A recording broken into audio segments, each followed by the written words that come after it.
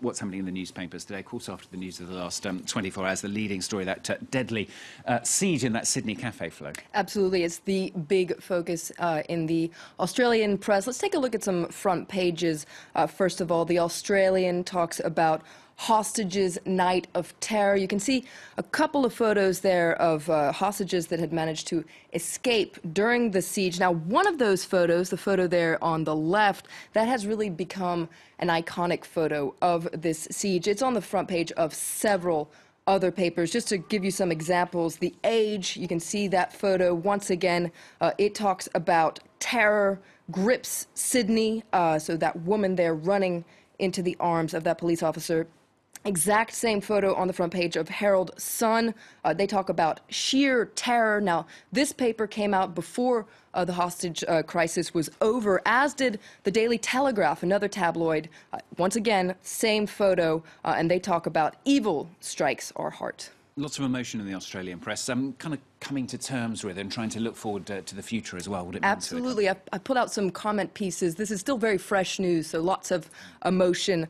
This is a piece by Piers Ackerman in the Daily Telegraph. He calls this a brazen attack on Australia's way of life, an attack on a peaceful, open and generous society, a secular and egalitarian society. He compares this attack to the Boston Marathon bombing and the shooting in Ottawa earlier this year. Another piece in the Daily Telegraph, this time by John Lehman, goes even further. He says this is a terrible reminder of 9/11, that as well as the attacks in Madrid, London, Bali. He says that December 15th, 2014 will be remembered as the day Islamic terrorism came to Sydney. This is a day Australians had feared would come. These chilling scenes that we'd so often seen on our TV happening abroad, well, they were happening in our streets. And so he really calls this Sydney's Day of Reckoning. And lots of papers focusing on the gunman himself. A very troubling picture starting to emerge there. That's right. Information is just starting to come out, but here's what we can gather so far.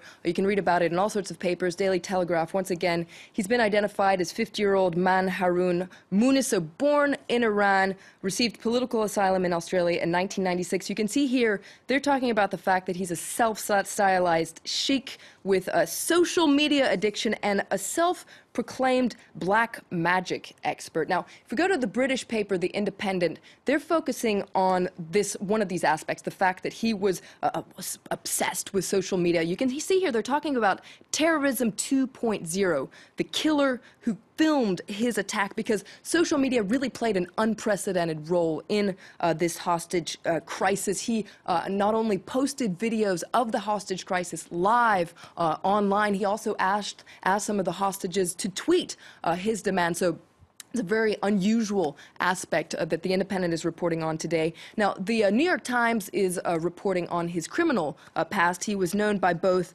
police and leaders of Muslim organizations as a deeply troubled man with a long history of run-ins with the law, including a pending case involving the killing of his former wife. And a lot of the papers as well asking about motivation here, aren't they, inevitably? Absolutely. Now, the Herald Sun, an Australian paper, says it will take some time to ascertain the exact motivation behind this attack, but it's unclear for now whether he's just a deranged individual or maybe some more of a lone wolf acting on calls from jihadist groups. It's clear that he was flying that black flag, so a lot of people perhaps think this might be some sort of act trying to follow the Islamic State group calls for such lone wolf attacks. That's what The Independent is reporting on today. They're talking about these lone wolf attacks. They're a real security nightmare because they're relatively easy to instigate and carry out, and they're extremely difficult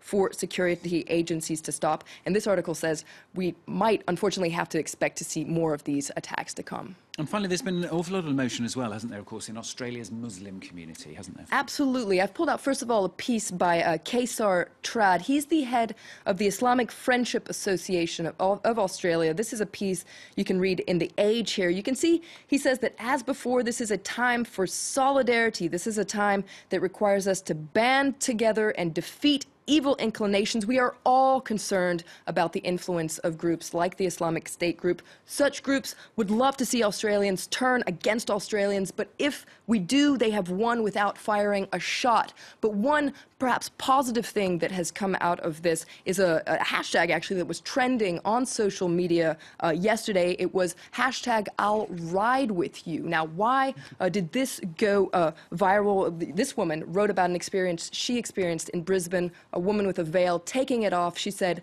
"Don't take it off, I will ride with you." And this went viral, 120,000 tweets just last night.